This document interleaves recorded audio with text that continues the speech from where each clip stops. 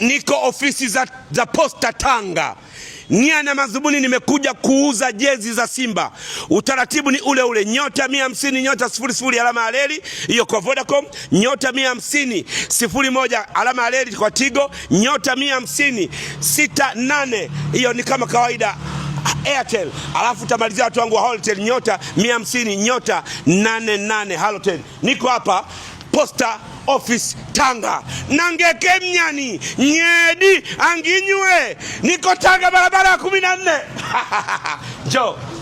Jo Tanga barabara ya 14. Watu wanachukua jezi hapa. Bwana mambo vipi ndugu yangu? Nangeke mnyani nyedi anginywe. Wewe kijui. Bwana watu wamekuwa wakinunua jezi online.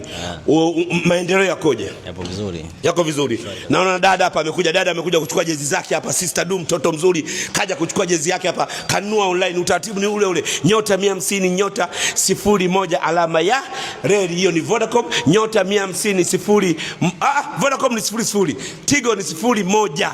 Hii hapa ukifika hapa unachukua mzigo wako, dada tayari anachukua mzigo wake. Unamwona Sister Du mzuri kapumzika hapo, anachukua mzigo wako ya jezi. Unachotakiwa kufanya, nunua online haraka, njoo ofisi za Posta uchukue mzigo wako. Mzigo ni kwa shilingi ngapi tunauza online? 12,000. 12,000 tu. Shilingi ngapi? 12,000. 12,000 tu. Hii ndio Simba ndugu yangu. Vipi hiyo? Jezi unayo? Ndio moja kuchukua. Moja kuchukua. Huyu hapa Mwarabu. Unaweza kaishi Mwarabu, watu weupe. Ni hatari sana kwenye mahusiano yetu nyie. Call me DC Mwijaku, expensive life.